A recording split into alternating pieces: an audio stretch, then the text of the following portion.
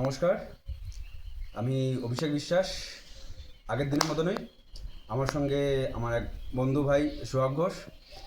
তা আমরা আগের দিন যে ভিডিওটা আপলোড করেছিলাম, তা সেখানে আমাদের একটা ইন্ট্রোডাকশন দেওয়া ছিল যে কি করছিলাম, যে আমরা এইখানটায় নদী তীরবর্তী একটা স্থান আছে, এটা সেখানটায় শ্মশান আছে, সেখানটায় আমরা দুজনে মিলে বা অনেকদিন থাকে।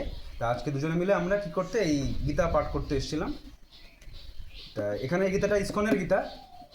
তা যাই হোক, মোটামুটি যে গীতার ইস্কনের হলো যে গীতা বলতে আমরা যেটা বুঝতে পারি যে কি হচ্ছে, সেখানটায় কৃষ্ণ আর অর্জুনের মধ্যে কথোপকথন হচ্ছে।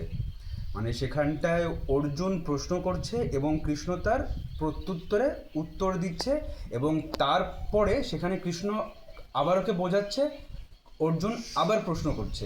এইভাবে প্রশ্ন উত্তর এইগুলো করছে। এবার ব্যাপারটা হলো, এগুলো প্রশ্ন উত্তর করছে, তা আমরা এগুলো আলোচনা করছি কেন, বা আমাদের সনাতন বা হিন্দু ধর্মে এগুলো এত গুরুত্বপূর্ণ কেন। তা আজকে সেই বিষয়ে ছোট্ট একটা আমরা বলার চেষ্টা করব বা বোঝার চেষ্টা করব। তা প্রথমত কি হচ্ছে, যে গীতায় মূলত যে দুই চরিত্র আছে সেটা হলো কৃষ্ণ এবং অর্জুন। এখানটায় কি হচ্ছে, অর্জুন নিজে অনেকটা শক্তি সমর্থ সম্পন্ন ব্যক্তি, সে জীবনে বিভ্রান্ত এবং কৃষ্ণ এমন একটা দেহস্বরূপ চেতনা যে জীবন সম্বন্ধে সর্বস্ত চেতনার অধিকারী হয়েছেন। তাই এই দুই ব্যক্তির মধ্যে বা এই দুই সত্তার মধ্যে পরপর কথোপকথন হচ্ছে। সেই কথোপকথন আমাদের গীতাতে আছে। এইবার কি হচ্ছে, এইবার গীতা সম্বন্ধে আমাদের আরেকটা ব্যাপার হয়, আমরা অনেকে গীতা পড়ি না।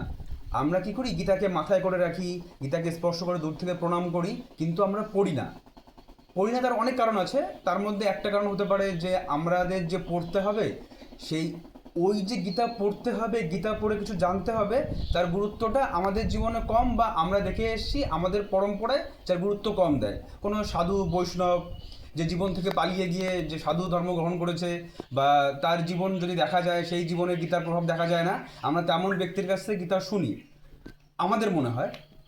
এবার ব্যাপারটা হচ্ছে কি, যে গীতার একটা বেসিক কনসেপ্ট হলো, গীতায় মোট 18টা অধ্যায় এবং 700টা শ্লোক। প্রত্যেকটা অধ্যায়ের এক একটা নাম আছে। যেমন গীতার প্রথম অধ্যায়ের নাম হলো বিষাদ যোগ। বিষাদ যোগটা কী হচ্ছে, বিষাদ যোগটা শুরু হচ্ছে তখন কি হচ্ছে, একটা মানুষের তার বিভ্রান্তিকর পরিস্থিতি, সেই সম্বন্ধে আলোচনা করা হচ্ছে। আস্তে আস্তে আস্তে আরও অনেক যোগ আসছে, তখন কৃষ্ণ উত্তর দিচ্ছে। তাই এটা হলো মোটামুটি একটা গীতার ব্যাপার। এইবার কি হলো, এবার আমাদের জীবনে সেগুলোর ইমপ্লিমেন্টেশন বা আমাদের জীবনে সেগুলোর প্রয়োজনীয়তা কী। এবার আমাদের জীবনে প্রয়োজনীয়তা খুঁজতে হলে আগে আমাদের জীবনটা দেখতে হবে। আমাদের জীবনটা কেমন, আমাদের জীবনটা কি এলোমেলো, না আমাদের জীবনে নির্দিষ্ট কোনো ক্ল্যারিটি আছে, সেটা জানতে হবে। তা যেমন কি হচ্ছে, আমাদের জীবনে ক্ল্যারিটি কী আছে, আমাদের সমাজ ব্যবস্থা কেমন, আমাদের সমাজ ব্যবস্থার মধ্যে আমরা কেমন, সমাজ আমাদের কীভাবে পরিচালিত হচ্ছে, যে আমরা কি আদৌ স্বাধীন, না আমরা সমাজের এক ব্যবস্থায় ব্যবস্থিত হয়ে পরিচালিত হচ্ছি, সে একটা ব্যাপারটা সামগ্রিকভাবে কাজ করছে।